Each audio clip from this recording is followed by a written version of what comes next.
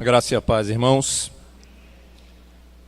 Nós vamos dar sequência essa noite a uma série de mensagens que nós já iniciamos na primeira carta de Pedro, no capítulo 3. E nós vamos finalizar essa sessão do capítulo 3. Na verdade, o capítulo 3 vai seguir, mas a sessão na qual nós iniciamos desde o capítulo 2 vai terminar a partir do verso 8 ao 12. É a sessão que nós vamos ler essa noite com a graça do Senhor. 1 de Pedro, capítulo 3, verso 8 ao 12.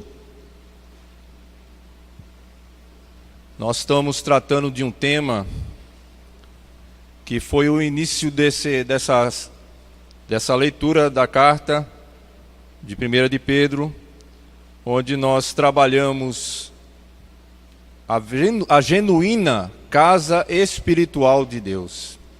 Ou seja, o que era a compreensão que a igreja precisaria ter do que seria ser casa de Deus, uma casa espiritual. E nós vimos que existem implicações em ser casa espiritual de Deus. Nós vimos que o entendimento que a igreja tem, na maioria das igrejas que nós vemos nos nossos dias, poucos têm o verdadeiro entendimento bíblico e espiritual acerca desse assunto. Sabemos que muitas vezes a igreja é tido como um local, mas nós vimos aqui que a igreja são as pessoas. E que as pessoas que são a igreja, que se reúnem, têm um local de reunião. Portanto, existe um abismo no pensamento de muitos irmãos aí fora, quando pensam em ir à igreja e sair dela. Portanto, sua vida, quando entram na igreja, é uma. Quando saem, é outra, porque eles entendem que a igreja é um prédio.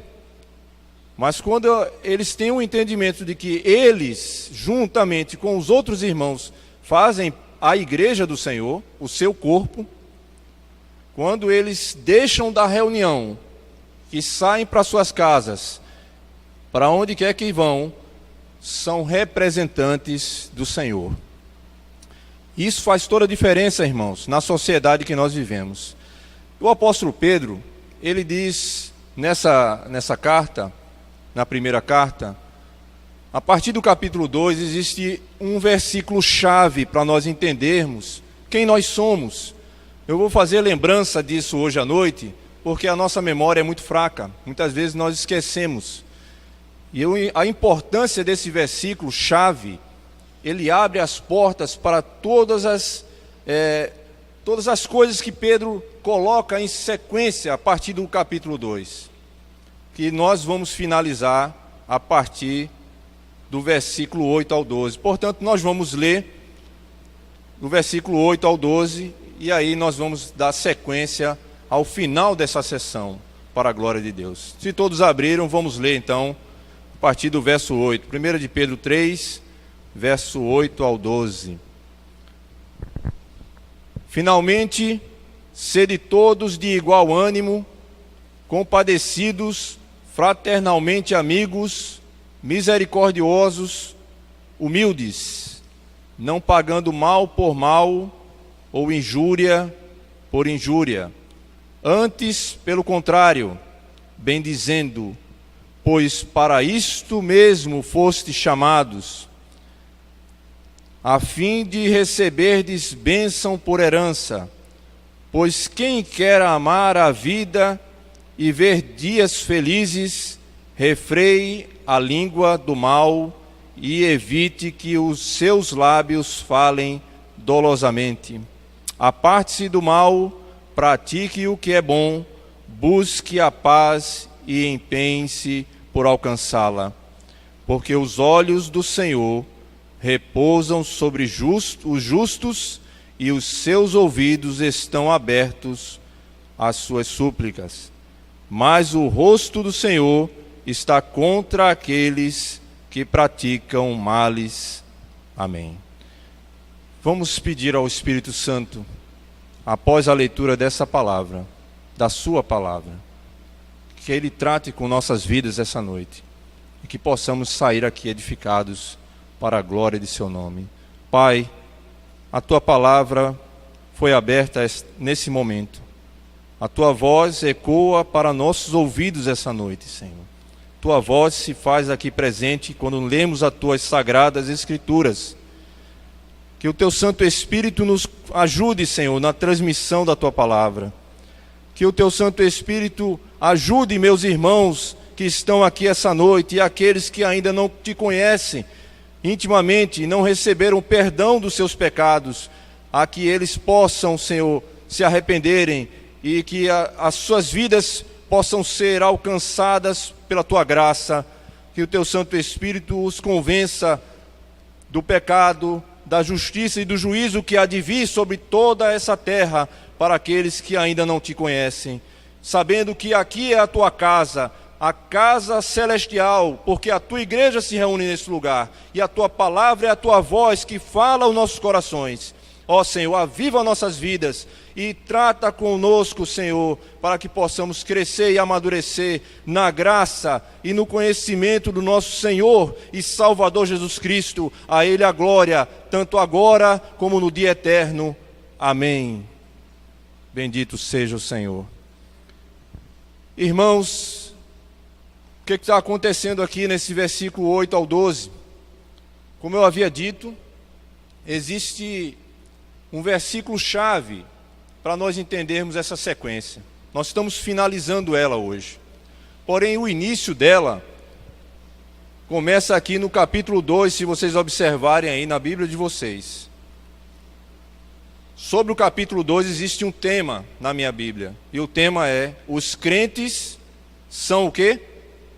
A casa espiritual edificada em Cristo. Os crentes são a casa de Deus.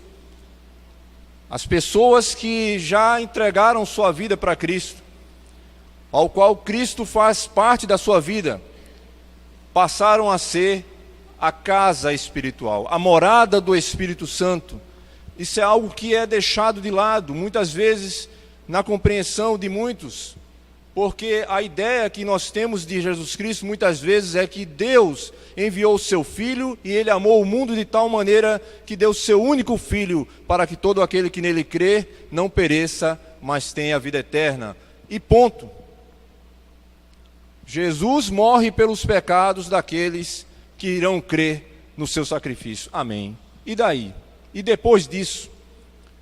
Cristo morre por mim e me salva. Amém. Agora eu vivo a minha vida.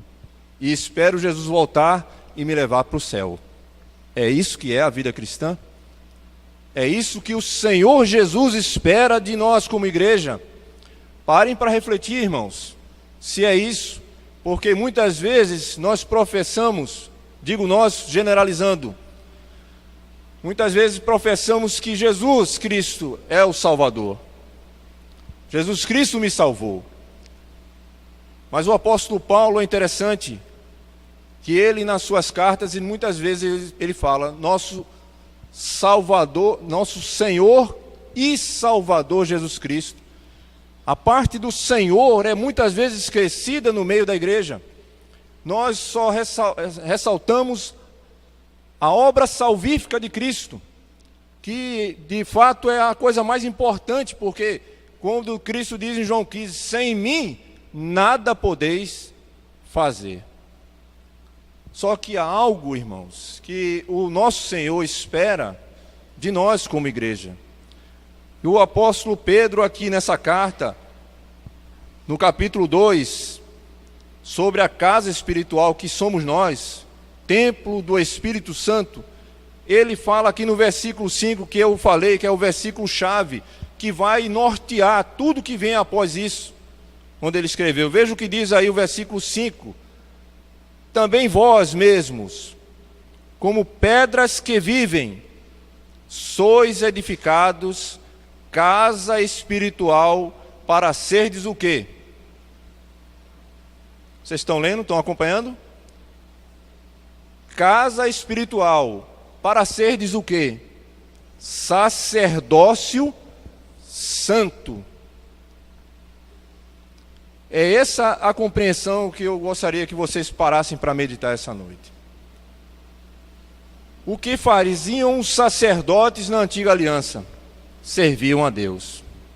No templo, eles oficiavam, serviam ao Deus no templo físico.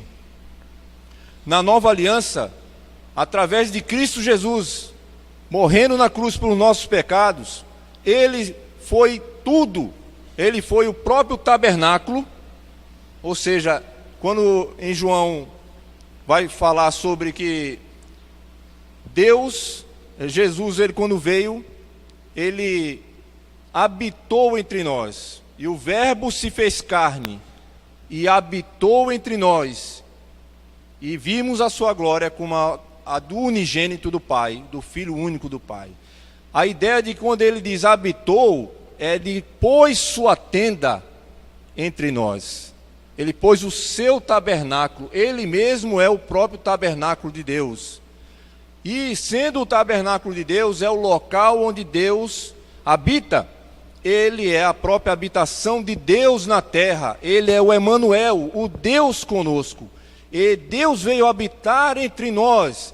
E aí, ele mesmo foi a oferta pelos nossos pecados. O seu corpo foi martirizado na cruz do Calvário como aquele cordeiro sem defeito, sem mácula, que era entregue no altar do sacrifício na antiga aliança, onde o sacerdote, então, ele cortava o pescoço daquela ovelha, e o sangue dela, inocente, era espargido pelo sumo sacerdote uma vez no ano, por todos os pecados da nação.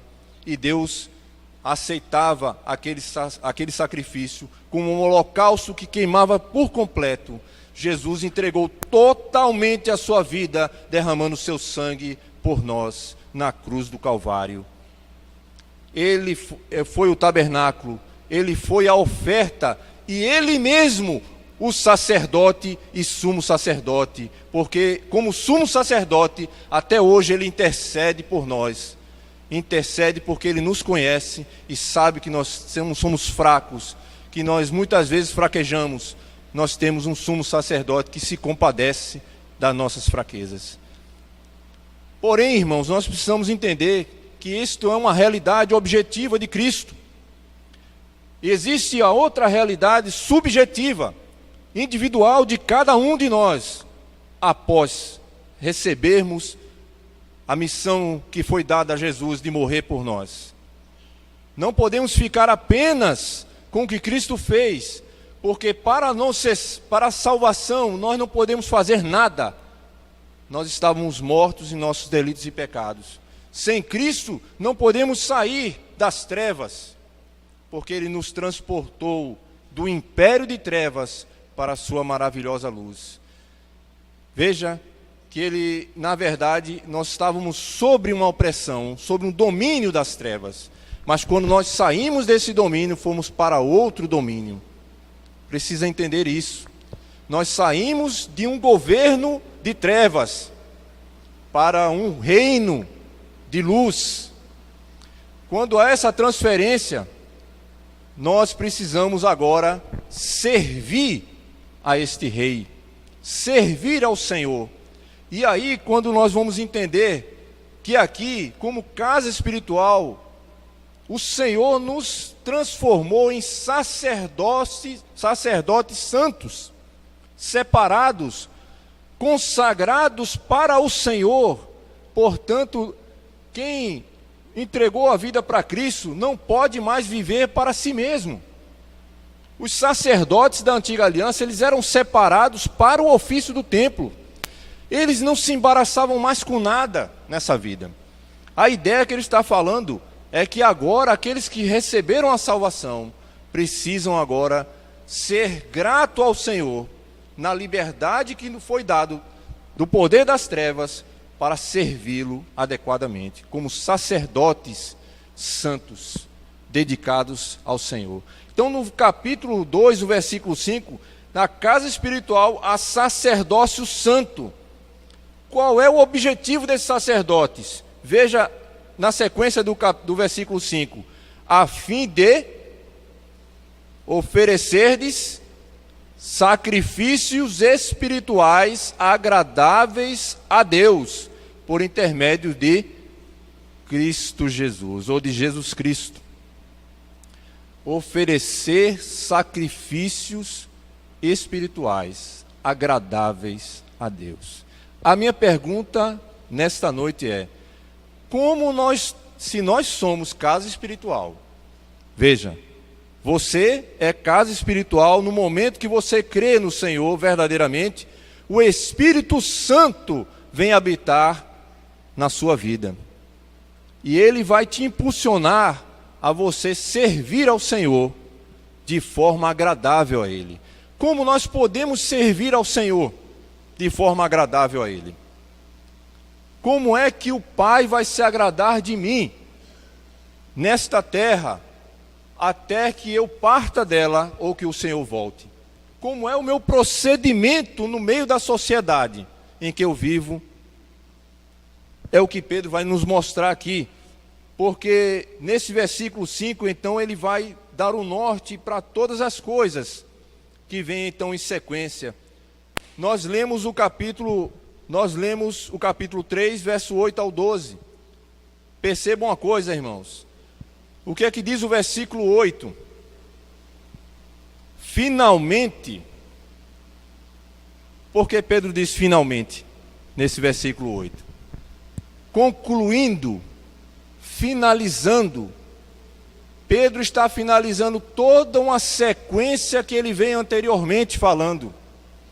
Então essa sequência anterior, no domingo passado não, na última pregação que eu tive aqui na sequência, nós falamos no capítulo 3.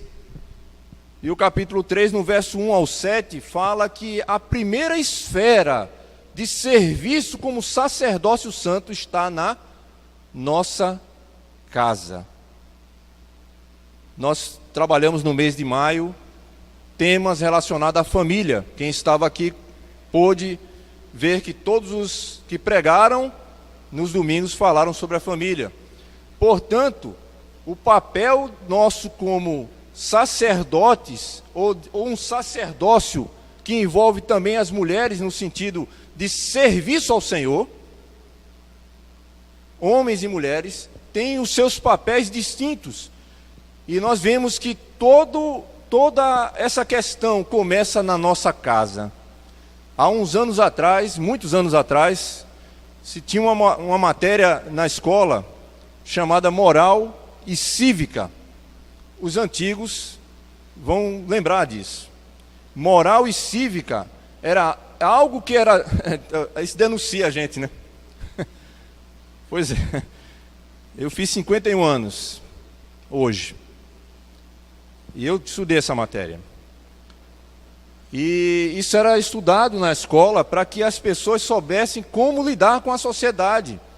A moral, ou seja, como eu vivo no meio das pessoas, e o civismo, ser um cidadão honrado diante da sociedade. Isso não era nem cristão, era algo que era comum na sociedade há tempos atrás. E aí, irmãos, veja que essas coisas foram se perdendo. A sociedade hoje está totalmente desfocada de como se viver em sociedade. E uma das coisas que falavam nessa matéria moral e cívica era que a família, alguém lembra disso? A família é a célula mater. É um termo em latim, ou mãe. É a célula mãe da sociedade. As coisas começavam de casa para fora. Os bons costumes vão à praça. Ou seja, aquilo que era cultivado dentro de casa ia à praça. Portanto, se você tinha uma boa educação, se você tinha um civismo, uma cidadania e também uma moral para que você pudesse passar na sociedade, seria uma sociedade mais ajustada. Então, no capítulo 3, do verso 1 ao 7, foi proposital termos esse tempo no mês de maio da família, porque é quando começa tudo, irmãos. O sacerdócio santo, sacrifícios espirituais agradáveis a Deus, começa na sua casa, começa na minha casa. Como eu trato minha esposa, como a minha esposa me considera como um sacerdote do lar, meus filhos em submissão, em respeito, como está a nossa vida, a nossa casa, vai refletir na sociedade.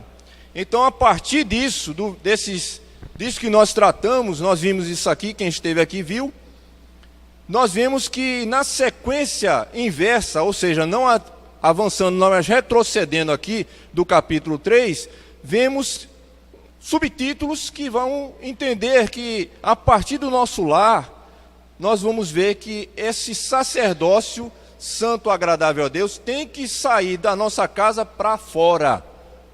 Aí ele vai mostrar como é que nós lidamos fora de nossa casa, com o quê? No versículo 11. Veja o que diz no versículo 11 do capítulo 2. Verso 11 do capítulo 2. Tem um subtítulo na minha Bíblia que nos ajuda, ou seja, a vida exemplar cristã, deveres para com os não crentes e para com as autoridades. Parece coisa... O que é isso, irmãos? Irmãos, cuidado com o que você fala para as autoridades, porque elas foram constituídas por Deus. Muitas vezes eu vejo ou ouço falar de tantas pessoas que andam falando mal do governo, e nós sabemos que nós sofremos com isso. Mas aí a atitude do cristão é a vida exemplar do cristão. Ele tem que ser diferente dos outros. Nós vamos ver que isso parte de uma consciência para com Jesus. Então ele vai mostrar, amados, verso 11, exorto-vos como peregrinos e forasteiros que sois, a vos abster das paixões carnais que fazem guerra contra a vossa alma. Verso 12, mantendo exemplar o vosso procedimento no meio dos gentios, para que naquilo que falem contra vós, como malfeitores, observando-vos em vossas boas obras, glorifiquem a Deus no dia da visitação. Como está a nossa vida lá fora, irmãos? As pessoas olham para nós e têm visto as nossas atitudes, têm glorificado ao Senhor, ao ponto de que quando as pessoas, gentios, as pessoas aí fora que não conhecem ao Senhor, olham para a nossa vida e veem, esse homem, essa mulher, ela é diferente. Porque os outros, quando tem situações difíceis, eles agem de forma agressiva, de forma a causar tumultos, mas eles recebem pressões e tudo, mas eles não agem da mesma forma. Por quê? Porque, irmãos, Cristo habita em você e você está sendo desenvolvido pelo Espírito Santo para expressar Cristo. Como sal e luz no mundo de trevas, nós somos os luzeiros desse mundo. E como foi dito aqui pelo irmão Cleito, a proclamação do Evangelho muitas vezes é proclamada sem palavras inicialmente.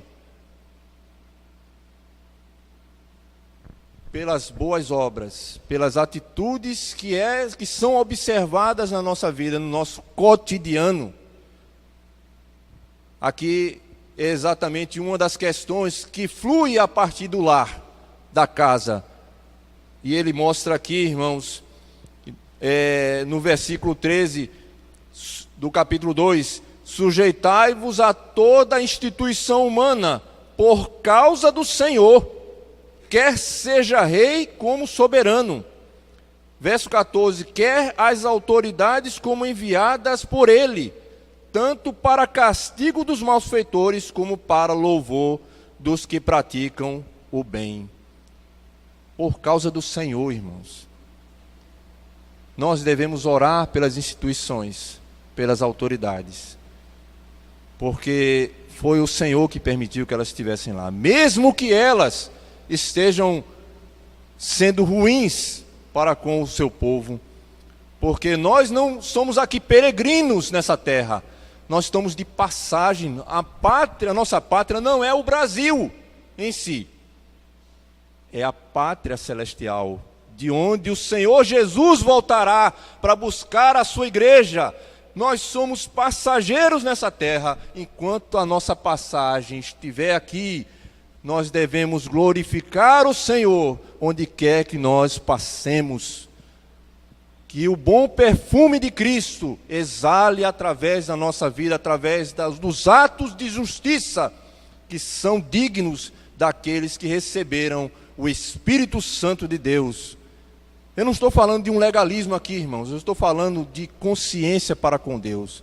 Você sabe quem você é um representante de Cristo na terra. Nós somos o seu corpo, a sua igreja, a sua casa espiritual. Continuando, irmãos, ele vai mostrar a partir do verso 18 desse capítulo 2, a vida exemplar cristã, deveres dos que prestam serviço a outrem. A esfera sai das questões das autoridades para aqueles que trabalham, e a maioria aqui trabalha. E aqui dos servos e senhores são aqueles que são os empregadores e os empregados, sejam estatais ou empresas privadas.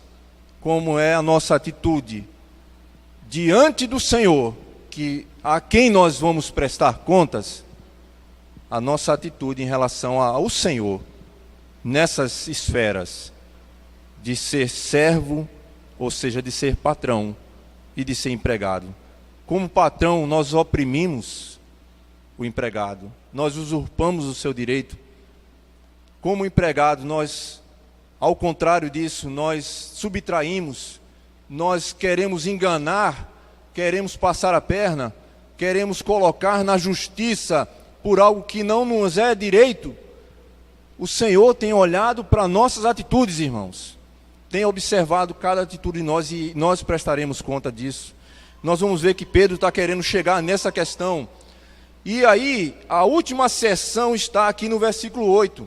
A vida exemplar cristã, o amor fraternal. Por que Pedro finaliza, conclui com isso, irmãos? Porque ele inicia aqui, quando é interessante, no capítulo 3:1, com a família. A partir da família vai para a sociedade.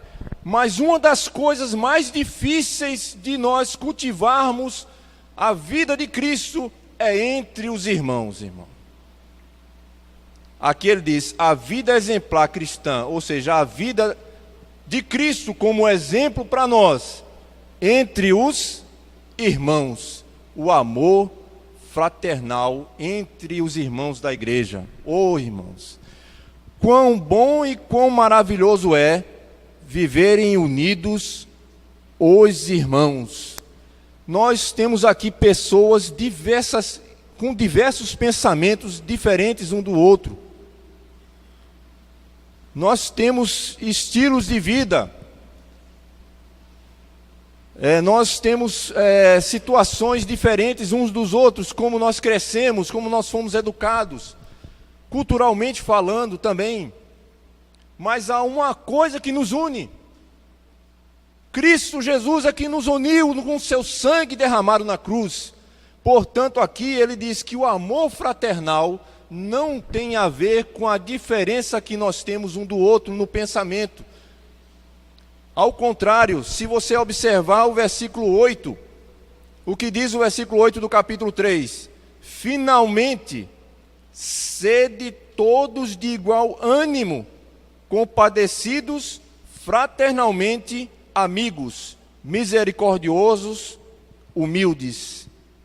São 5 características que acompanham um cristão verdadeiro. Mas a primeira, irmãos, que rege toda essa sequência no versículo 8, é sede todos. Nós podemos ter pensamentos diversos sobre muitas questões, até questões teológicas. Você pode crer numa corrente teológica diferente da que eu creio. Porém, aqui existe, todos devem ter um único pensamento, porque a palavra igual ânimo quer dizer o mesmo pensar. Isso aqui vai nos remontar ao início da igreja. Isso vai nos fazer voltar a como vivia a igreja primitiva, em Atos capítulo 2. Vocês lembram como essa igreja vivia, irmãos? Como eles viviam no início da igreja?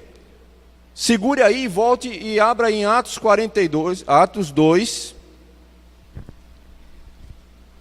Atos dos Apóstolos. 2:42.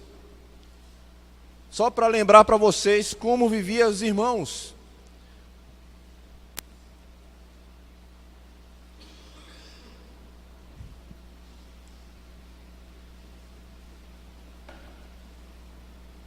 Atos 2:42. Como viviam os convertidos. Nós precisamos voltar a esta base, irmãos, muitas vezes. Verso 42 diz assim: eles viviam como? Perseveravam na doutrina dos apóstolos e na comunhão, no partir do pão e nas orações. Verso 43: em cada alma havia temor, e muitos prodígios e sinais eram feitos por intermédio dos apóstolos. 44: todos os que creram estavam o quê? Juntos, e tinham tudo em comum. Tudo lhes era comum. Comum. Um único pensamento, um único alma, um único coração. Veja o que diz aqui o 46. Diariamente perseveravam unânimes, todos. No templo, partiam pão de casa em casa e tomavam as suas refeições com alegria e singeleza de coração.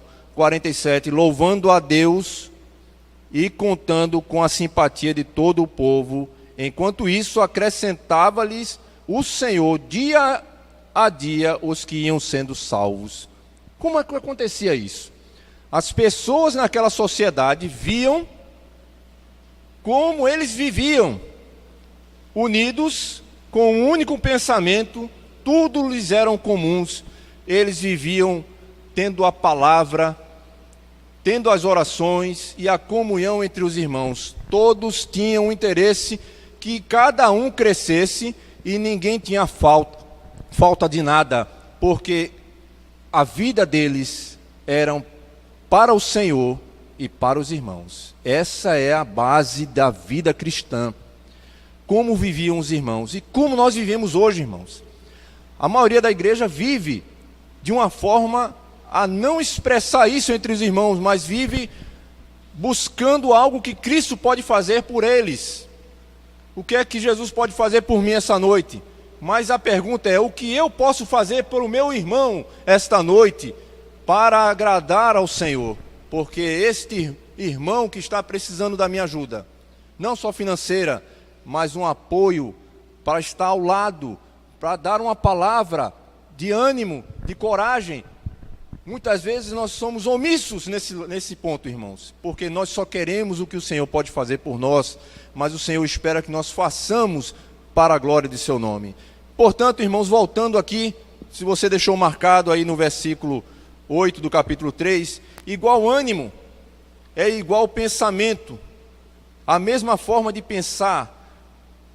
E aí existem essas características que ele diz: compadecidos, ou seja, tendo compaixão pela vida das pessoas, como viviam os crentes no início do século, fraternalmente amigos, tendo amor entre irmãos, misericordiosos e humildes. Observe essa palavra misericordioso. Misericórdia é uma palavra que no latim fala de dois vocábulos, duas palavras, miséria e cardia, onde vem a palavra coração. Então é você pôr o coração na miséria do próximo, ou seja, na dificuldade, no sofrimento do outro, você se colocar no lugar dele, porque Cristo fez isso conosco. Ele se compadeceu de nós, irmãos. também nós precisamos nos compadecer. E ser humilde é uma atitude de mente, tanto é de pensamento, é um sentimento que tem a ver com Cristo. Para nós entendermos isso melhor, veja o que diz Filipenses, capítulo 2, de 1 a 8. Deixo marcado aí, porque é importante esses textos. Poderia citar para vocês de cabeça. Mas é importante nós vermos aqui a questão da humildade e do pensamento igual, o mesmo pensamento de Cristo. Então, Filipenses, capítulo 2, verso 1, é só voltar algumas páginas aí, deixo marcado. Aqui ele mostra um subtítulo, a exortação ao amor fraternal e à humildade. A humildade é a característica que é inerente a quem é cristão. Não é uma arrogância, mas uma humildade. Vem da palavra humus, no latim, que é terra. O irmão Cleiton leu aqui o Salmo 103. E Deus se lembra que nós somos o quê? Pó. Nós somos o pó. Quando nós reconhecemos que nós somos o pó, nós conseguimos ver que o nosso irmão é um conosco. Nós não somos maior que ele. Nós somos iguais a ele. Ele e nós somos um. Portanto, veja o que diz aqui. Verso 1, capítulo 2 de Filipenses, verso 1. Se há, pois, alguma exortação em Cristo, alguma consolação de amor, alguma comunhão do Espírito, se há entranhados afetos e misericórdias, completai a minha alegria, de modo que penseis a mesma coisa, tenhais o mesmo amor, sejais unidos de alma, tendo o mesmo sentimento. Por que, irmãos? Ele fala isso. O mesmo pensamento, o mesmo sentimento. A resposta, a partir do versículo 4 diz, desse mesmo capítulo, não tenha cada um em vista o que é propriamente seu, senão também cada qual o que é dos outros. Quando eu vejo a humildade de Cristo lavando os pés dos apóstolos, sendo Ele o Criador de todas as coisas, Ele diz, aquele que quer ser o maior entre vós, que seja o servo de todos. Portanto, irmãos, este exemplo está aqui no versículo 5. Veja como Cristo teve esse pensamento, nós devemos também ter o mesmo pensamento, o mesmo sentimento que houve em Cristo Jesus. Veja o verso 5 que diz, tende em vós o mesmo sentimento que houve também em Cristo Jesus. Qual foi esse sentimento, esse pensamento que houve também em Cristo Jesus, que nós precisamos ter? Está aqui no versículo 7. Antes a si mesmo se esvaziou. É uma das questões que nós precisamos praticar, irmão. O esvaziamento de si. Esvaziar-se a si mesmo é você não usar das suas prerrogativas, daquilo que você tem direito, mas você abdicar dos seus direitos em favor do próximo. Foi Cristo que fez isso por você, irmãos, e fez por mim. Então ele esvaziou-se a si mesmo, só a primeira parte, e o versículo 8, a si mesmo se humilhou. Cristo foi humilhado de muitas formas, mas a maior humilhação foi ele deixar a glória nos céus e se tornar como um de nós e sofrer pela nossa vida para dar a sua vida em favor de muitos. Ele a si mesmo se esvaziou e a si mesmo se humilhou. São atitudes que diz aqui, tende o mesmo sentimento que também houve em Cristo Jesus, de esvaziamento e de humilhação a si mesmo. Esse é um dos processos pelos quais, se nós fizermos isso, nós vamos poder servir aos outros com alegria e também agradar ao Senhor como sacerdócio santo, servindo espiritualmente ao Senhor, sacrifícios espirituais agradáveis a Ele. Volte, por favor, aí a Pedro. E aí ele dando sequência no versículo 9, ele diz que, sendo assim, dessa forma, você não deve agir como os ímpios, como as pessoas que não têm Deus agem. Mas muitas vezes nós agimos assim, irmãos, como está aqui no versículo 9, pagando mal por mal. Quando alguém pisa no seu calo, quando alguém chega e fala mal de você, quando alguém te injuria, quando alguém te ultraja, e quando você sabe que você está certo, aí, irmãos, a velha natureza salta e você quer voar no pescoço da pessoa e resolver a situação. Não é assim que nós devemos agir. Portanto, veja o que diz o verso 9: não pagando mal por mal, ou injúria por injúria, antes pelo contrário, bendizendo, pois para isto mesmo foste chamados. Quando você é ultrajado, quando você é injuriado, quando falam mal de você, como é que você tem agido? Você tem sido um representante do céu nesse aspecto? As pessoas, quando olham para você nesse aspecto, dizem: você não tem diferença de mim. Tu és crente desse jeito? Agindo assim? Portanto, irmão, a gente precisa ter mais cuidado com as nossas atitudes. Eu preciso ter isso. E quando eu comecei a meditar nessa palavra, eu comecei a silenciar em muitas coisas a partir da minha própria casa. Nós temos 2 ouvidos e uma só boca. 2 ouvidos, mas uma só boca. É interessante isso, porque Pedro aqui nesse versículo 8 ao 12, ele tem 2 coisas que ele trata em específico. A primeira eu tratei com vocês, que é o pensar. Como nós devemos pensar de acordo como cristãos. E a segunda é o falar. É a língua, irmãos. É como nós fazemos no nosso dia a dia, porque a coisa mais difícil é isso aqui. Porque o pensar em Cristo e meditar nas suas palavras, na sua vida, faz com que as minhas palavras sejam palavras de vida eterna. Porque isso é o que Cristo tem. E se eu estou cheio de Cristo, porque a boca fala o quê? Do que está cheio o coração. Se eu tenho a mente de Cristo, ou busco a mente de Cristo, me esvaziar de mim mesmo e me encher do Senhor, não, como diz Efésios 5,18, não vos embriagueis com vinho, onde há contenda é briga, é discussão, é algo da fala e dissolução, mas enchei-vos do Espírito Santo. Irmãos, se nós estamos cheios do Senhor, o nosso falar será um falar edificante. Pessoas serão abençoadas através de você, pelo que você falar. Mas como nós temos vivido?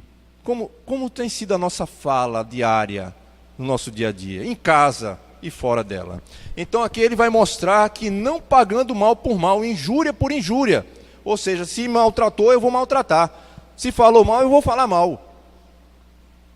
Mas antes, bem dizendo. O que é isso, bem dizendo? É você ajuntar brasa sobre a cabeça daquele que fala mal de você. Lembra de Judas, um dos 12 apóstolos? Quando ele se aproxima de Cristo: amigo, a que vieste? O traidor. E Cristo, mesmo Judas convivendo com ele, não tratou o mal. Você sabe que Estevão foi um dos primeiros mártires, praticamente o primeiro. Quando ele estava sendo apedrejado, ele ergue a voz ao céu e diz: Senhor, não lhes imputes este pecado. Ele podia praguejar e blasfemar, mas ele disse: Senhor, não lhes imputes, não leve em conta esse pecado. É isso a nossa atitude, irmãos. Nós precisamos ter o exemplo do Senhor. Veja que este exemplo está aqui mesmo no capítulo 2, na carta de 1 de Pedro. Veja o que diz aqui, o versículo 21 ao 25. Acompanhe comigo aqui. 1 de Pedro 2, 21 ao 25.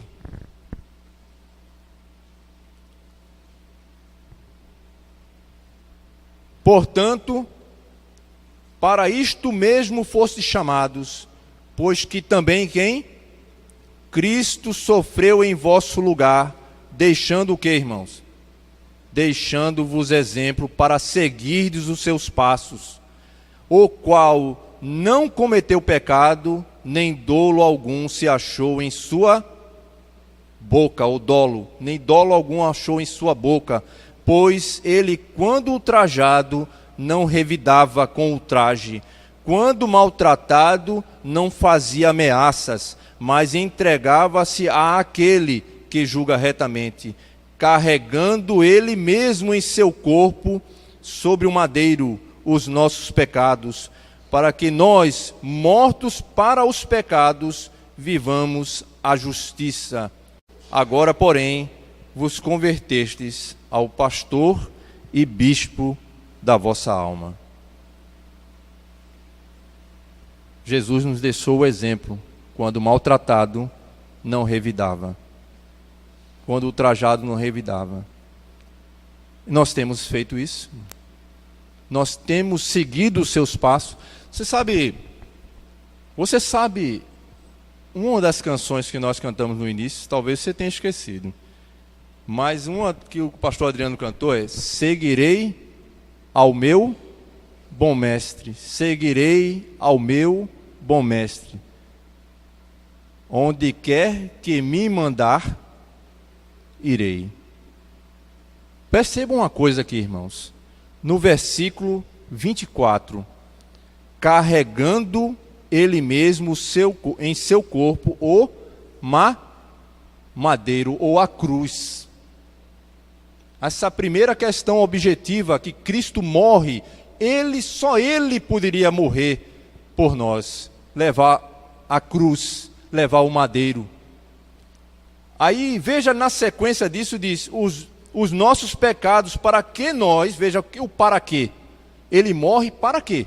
Para que nós, veja, mortos para o pecado, vivamos para a justiça. É a parte subjetiva da igreja. É o sacerdócio santo agradável a Deus. A parte objetiva Cristo fez. A subjetiva é comigo e com você. Você tem também vivido para a justiça. A justiça aqui são os atos de justiça. São as obras que são agradáveis a Deus, que glorificam o Senhor. Observe, irmãos, que o Senhor Jesus, ele também diz em Mateus, no capítulo 10, 38, quem não vier após mim e tomar a sua cruz, não é digno de mim. Como é isso? É após mim. Não é a cruz para eu ser salvo, é a cruz para eu ser santificado. A cruz faz trabalhar na minha e na sua vida para tirar aquilo que não agrada ao Senhor e que formar aquilo que agrada a Deus. O que é que agrada a Deus? Cristo. Cristo em nós é a esperança da glória. Então, o quanto nós temos de Cristo, o quanto de Cristo, da personalidade de Cristo, do caráter de Cristo tem sido formado na vida de cada um de nós. Ou nós vamos continuar vivendo ignorando essas questões que Pedro está falando aqui. Porque, irmãos, nós precisamos entender que de Deus não se zomba.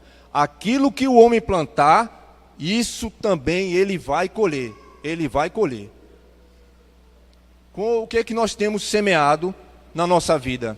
A palavra ou qualquer outra coisa que esse mundo tem oferecido? É o que vai saltar da nossa vida. Então, o que nós precisamos é entender isso. Portanto, irmãos, dando sequência, no versículo 10, Pedro vai finalizar essa sessão citando o Salmo 34. E o Salmo 34 faz uma pergunta. Aqui não é uma pergunta, mas no Salmo 34, no versículo 12, se eu não estou enganado, ao 16 é isso mesmo.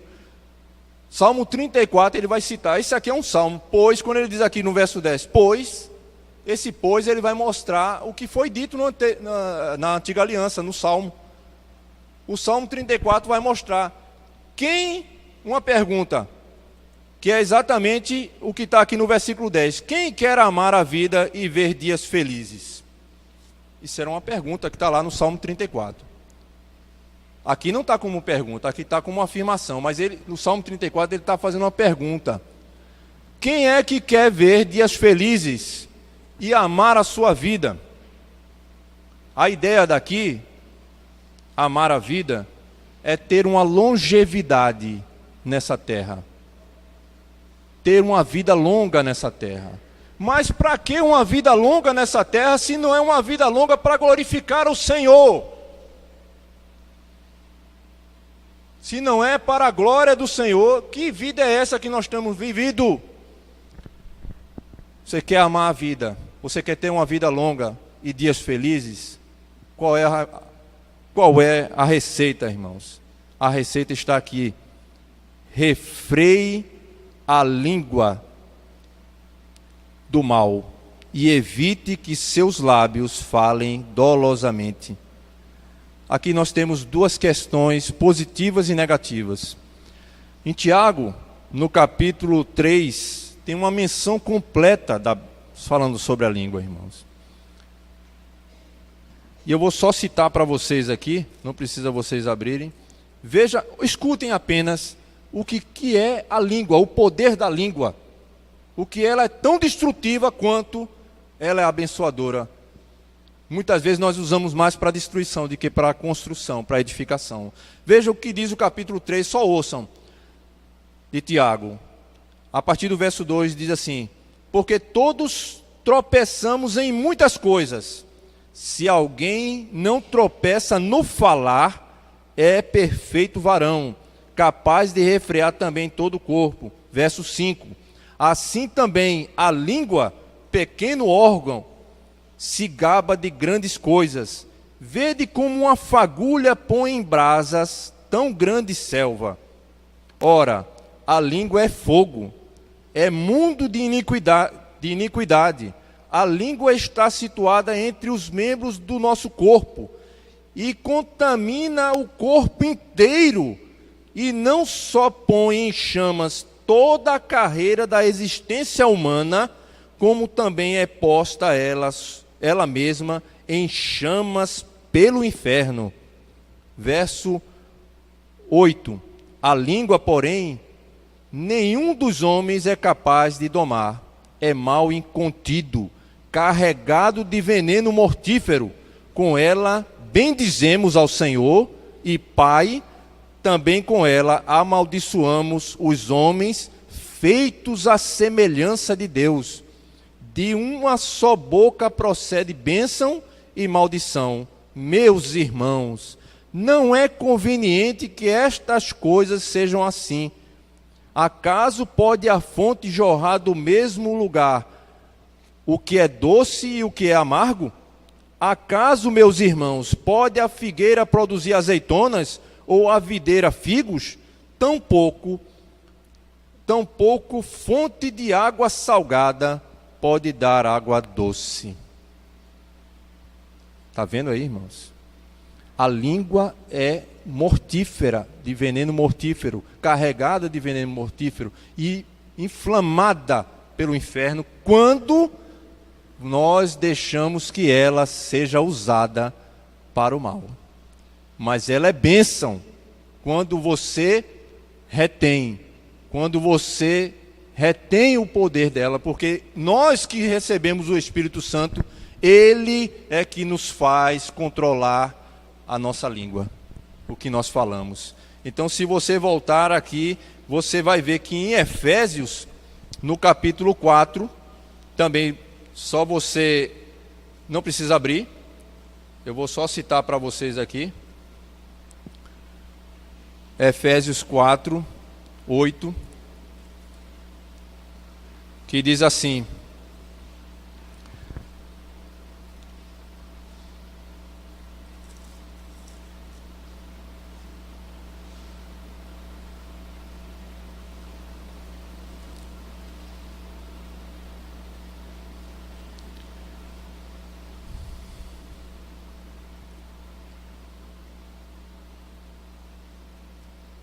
perdão,